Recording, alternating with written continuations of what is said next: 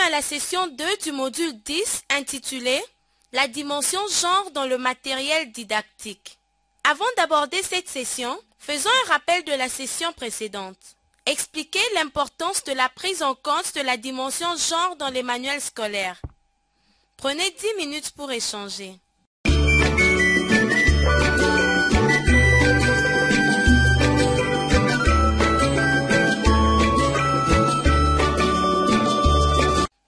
À présent, abordons la session sur la dimension genre dans le matériel didactique. Cette session a 5 objectifs.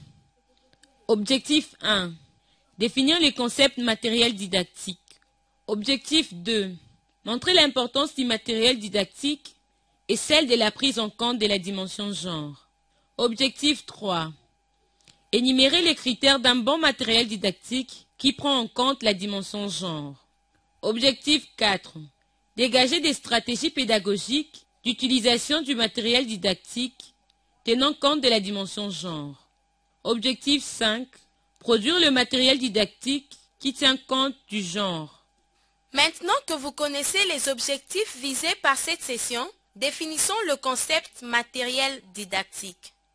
Ce dernier est défini comme tout objet que l'enseignant utilise pour concrétiser sa leçon. Parlons de l'importance du matériel didactique et de la prise en compte de la dimension genre. La psychologie souligne que rien n'entre dans l'intelligence qui ne soit passé par les sens. Ce qui prouve que l'enfant retient facilement ce qu'il peut toucher, voir, observer, palper, manipuler concrètement. Or, les enfants, filles ou garçons, ayant les mêmes sens, doivent être soumis tous sans discrimination aux mêmes activités. Passons maintenant aux critères d'un matériel didactique qui tient compte de la dimension genre. Un matériel didactique doit être simple, clair, réel, grand, facile à manipuler, sans discrimination et doit véhiculer un message respectant la dimension genre. Voyons maintenant les stratégies pédagogiques d'utilisation du matériel didactique tenant compte de la dimension genre. Pour une bonne exploitation du matériel didactique, dans le cadre du genre, il faut 1. S'assurer que le groupe de travail sont mixtes. 2. S'assurer que chaque apprenant, fille et garçon, a l'occasion de toucher les matériels didactiques. 3. S'assurer que chaque apprenant manipule les instruments d'expérience. 4. Éviter que le fille ne joue qu'un rôle de second rang et ne se limite qu'à observer. 5. Inciter chaque apprenant, fille et garçon, à nettoyer et arranger les matériels après usage. Afin de vous assurer que vous avez bien assimilé la matière, prenez 10 minutes pour échanger sur les questions suivantes. Quels sont les critères d'un matériel didactique qui tient compte de la dimension genre? Question 2. Citez quelques stratégies d'utilisation du matériel didactique qui tiennent compte de la dimension genre.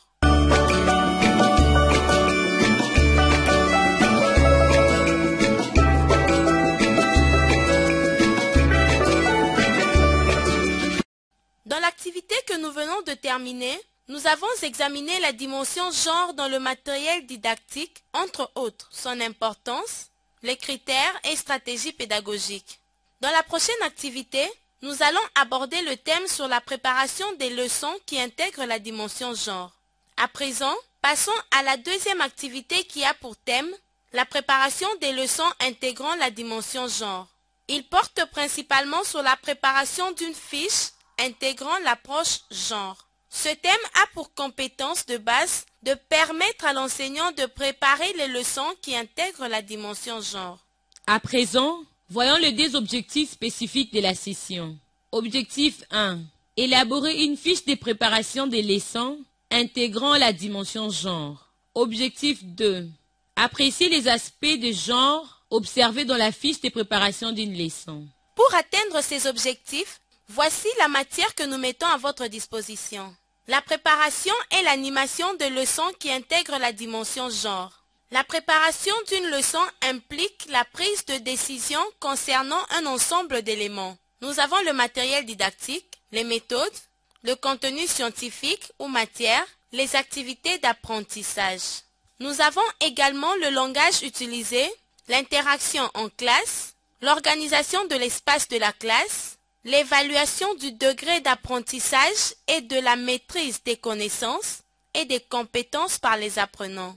Une fiche de leçon tenant compte du genre prend en considération le besoin particulier de filles et de garçons dans tous les processus pédagogiques sur le matériel, le contenu, les méthodes, les activités, la disposition de la salle, l'interaction enseignant et apprenant et apprenant. Pour parvenir à la prise en compte du genre, l'enseignant doit considérer tous les aspects relatifs. Premièrement, il y a l'aspect relatif au matériel didactique, où il faut inventorier tous les cas discriminatoires et en discuter. Analyser le langage et le message véhiculé par ce matériel, s'assurer qu'il est respectueux du genre. Deuxièmement, il y a l'aspect relatif aux méthodes pédagogiques.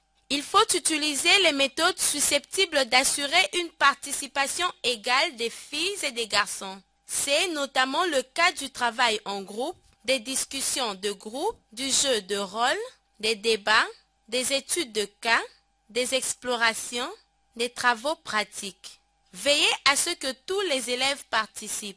Troisièmement, il y a l'aspect relatif aux activités pédagogiques. La préparation des leçons doit permettre à tous les apprenants de participer à l'activité d'apprentissage, c'est-à-dire les filles comme les garçons doivent avoir les mêmes chances d'utiliser le matériel, de manipuler les substances chimiques. La présentation des exposés doit se faire par les filles et les garçons dans les mêmes conditions. Les questions posées doivent être de même niveau de difficulté pour les filles et les garçons.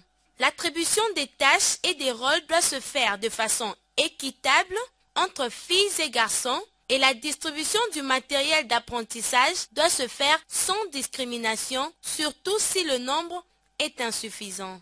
Quatrièmement, il y a l'aspect lié à la disposition de la salle et l'interaction en classe. Il faut tenir compte de l'environnement de la salle de classe, assurer une bonne disposition de tables, de bancs, pouvant faire interagir tous les élèves et favoriser une participation égale de filles et de garçons.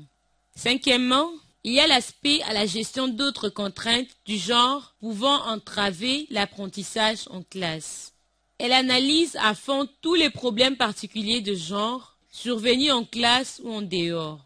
Absence due aux problèmes spécifiques de filles, aux corvées domestiques ou charges familiales, harcèlement sexuel, taquinerie de garçons, pression négative des pères, incidence de VIH-Sida, problèmes posés à l'éducation sexuelle.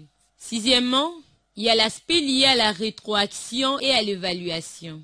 Elle accorde du temps nécessaire pour recueillir des feedbacks pertinents auprès de filles et de garçons pour s'assurer de leur bonne compréhension. Dans l'activité que nous venons de terminer, nous avons échangé sur la préparation des leçons intégrant la dimension genre. Pour une bonne application, prenez 60 minutes pour rédiger une fiche de préparation d'une leçon que vous allez enseigner dans les prochains jours. Assurez-vous d'y intégrer la dimension genre, des notes ou rappels sur le traitement équitable des filles et garçons. Vous pouvez faire ce travail 2 à 2.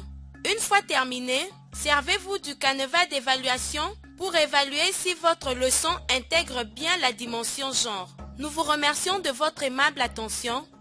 Merci.